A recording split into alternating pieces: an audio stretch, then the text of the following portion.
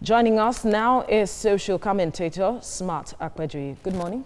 Thank you for joining us on TVC Breakfast. Now, several reactions has trailed this, even though the army on its Twitter handle has said that it's fake alert.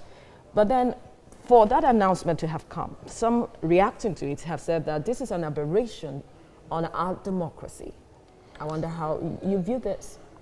First, it's unfortunate that we have pushed ourselves to where we have gotten in this state that for every internal security issues, we invite the army or the military to intervene. In the first place, in a sane society, you don't see the military engaging in arresting internal security. It is purely the job of the police. Now we have two segments of the police. We have the regular police, and we now have the mobile police. Okay. You see, and they say the mobile police, when they come in, they are supposed to do the job of cleaning up whatever the regular police perhaps couldn't have done. So that is the highest. And sometimes they will now invite the special squad, which we probably call the anti-robbery federal anti-robbery squad, the federal SARS or the state SARS will probably come in to even at least to assist.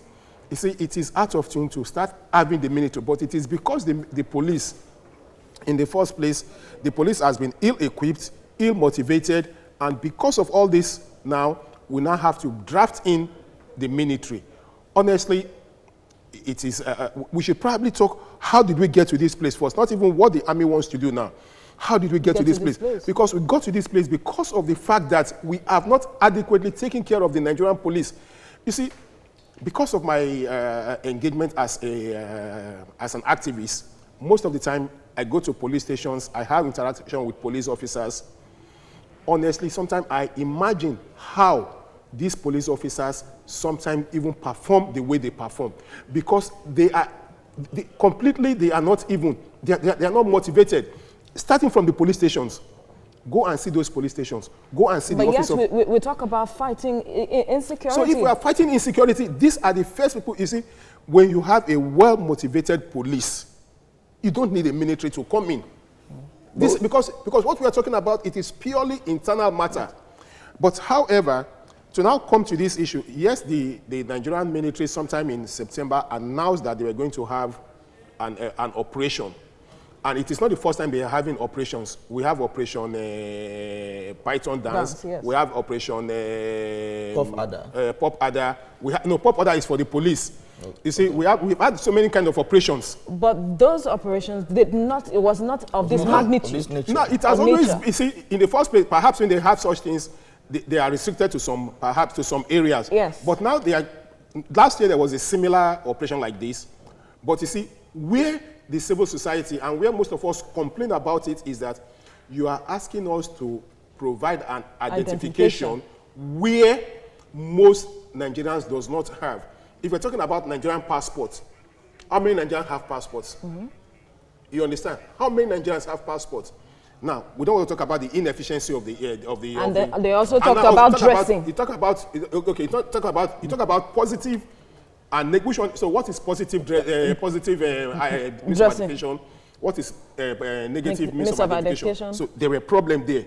Now you not talk about dressing. You see, in a free society, I should be able to dress anyhow. If I want to sag, so be it.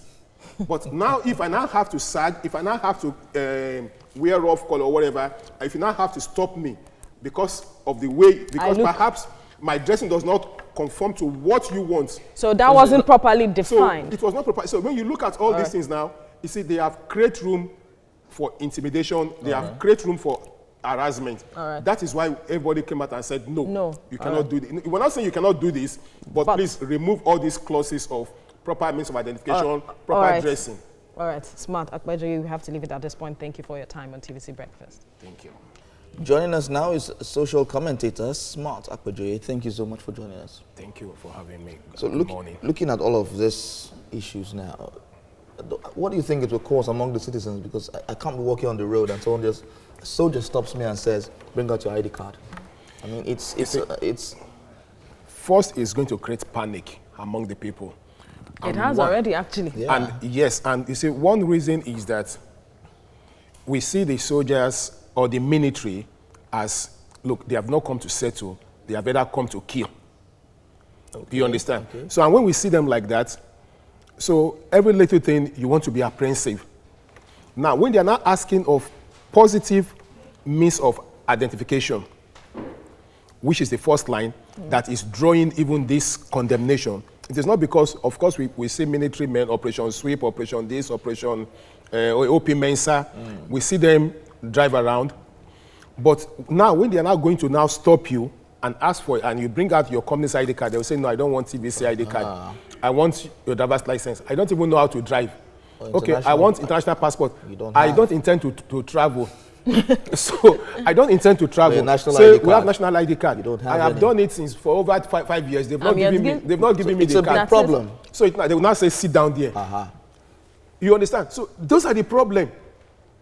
If you are going to carry out your operation, and if of course occasionally they will stop you and say, can I see your means of identification?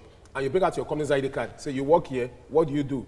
By the time you tell them one or two, even in talking to you in your interaction, they will know, okay, this person at least, we should allow him to go. But when they're not asking positive means of identification, which they have also come out to deny, that it's fake alert. That it is fake alert. But however, you see, it is even wrong in the first place that, because when you look at their statements, that they are going to check banditry, cultism, yes, and that whatever. Brings me to my next question, as will activities like this of identification really check such activity? It will not, because you see, the reason why I say it will not, because of course, if a criminal, knowing that, okay, the military will be out for 1 month, I will go and hide somewhere. By the time they are through, I will come out again. As I said, people can easily get means of identification. And if it is to get means of identification that is going to make me work freely, I will go and queue at the passport office and make sure I get my passport. Just to get my passport, I will go and get it at all costs. You see, it will not. You see, when we are fighting insecurity, it's more of an internal mechanism. It is more of intelligent gathering. It is more of community policing. You see, all these methods that the military are doing, that even the police are even engaging in, they are not really solving the problem. The first line to solve insecurity problem is adequate community policing. And if we're talking about adequate community policing, not even the way the police wants to go about it now, recruiting 50 persons from each local government. No, it is wrong. You see, now the police are the first line of our defense. It shouldn't be. It should be the local community police. The vigilantes, right? The vigilantes. I will give you a good example of Ikorodu. Look, there was, between 1999 and 2002, the crime rate in Ikorodu was so high. But what did the late Ayongbuni did then? What he did was to get all these vigilante guys, bring them together. They now form what we call Oyabo.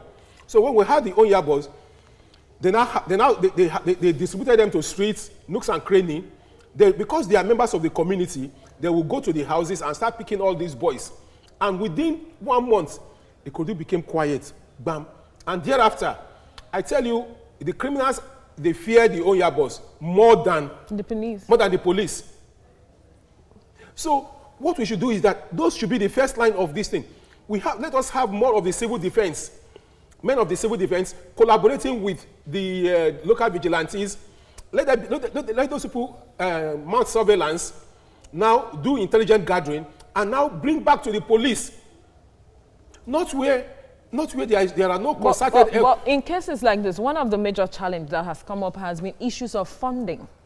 Of course. And giving these people the required tools they need to work.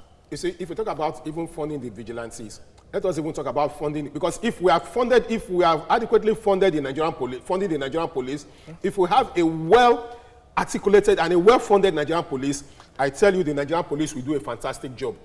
As far as I'm concerned, I have never lost confidence in Nigerian police. I have never. But the problem that I have is that these people are not well-funded. Now, there should be what we call operational cost for each police station. Absolutely. Let us find out. Let us do an undercover and see if any police station has gotten perhaps their operational funding. They don't even get it, and perhaps you will see that they will probably release it to the state. It does not get to the local government, to the divisional police stations. Yeah. And you probably find out that they don't even, yes, it is on paper, but they don't have funding. What is the entire budget for the Nigerian police? Less than $500 million. Wow. And in a country where we are saying that we have close to about 200 million, you're not giving the police less than $500 million. What with even 1 trillion? How effective will they be? Do? That's why you see policemen, they buy their uniform, they buy their beret, they buy their cap, they buy everything. Their shoes, they even when they are going for operations, they probably go to the armory and say, look, give us bullets. And they'll be counting bullets for them. All right. And when you come back, you will account for that bullet. And you now want that police to be effective on the streets. We see there's a lot to be done on this issue. Thank you, Smart Akpejiri, for your time on TVC Breakfast. Joining us now is social commentator Smart Akpejiri. Thank you for joining us on TVC Breakfast. Now, this is an infraction into the 1999 Constitution, as it is said, on the freedom of movement of citizens across the country.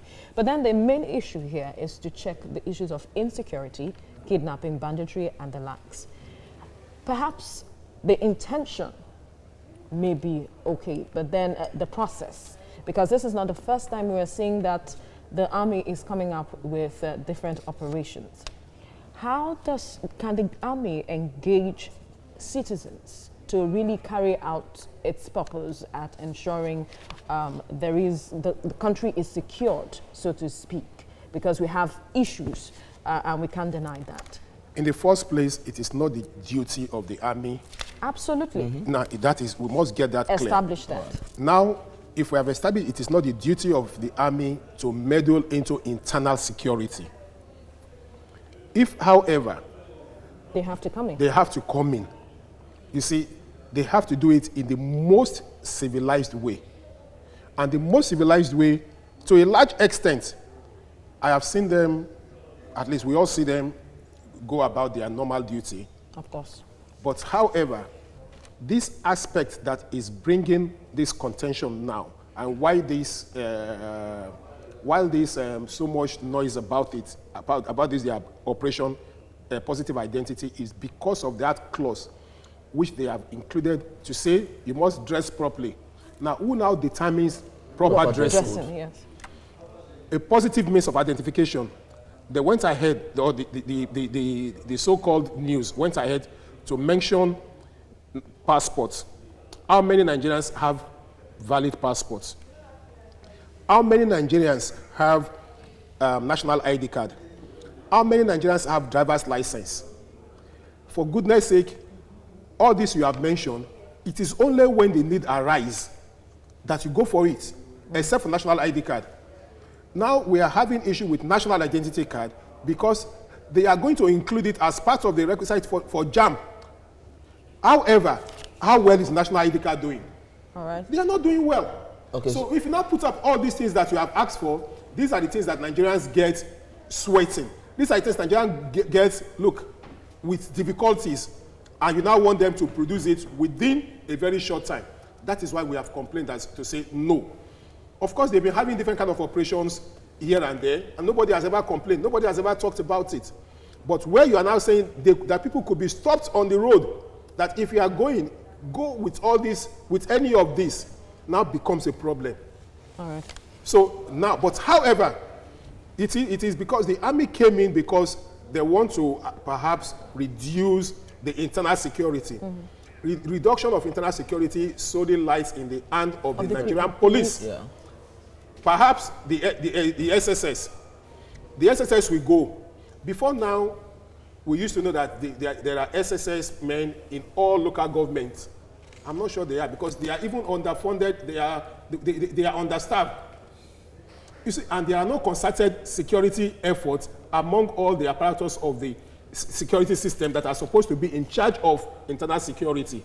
So because of all this, so moving forward, what this government should do is that they should set up, I don't even want to say set up committee again, because committee upon committees, they should immediately rebrand the Nigerian police. First, let us give them a very decent police station. Let us equip the police. Let us employ more police officers. Let the police do their job.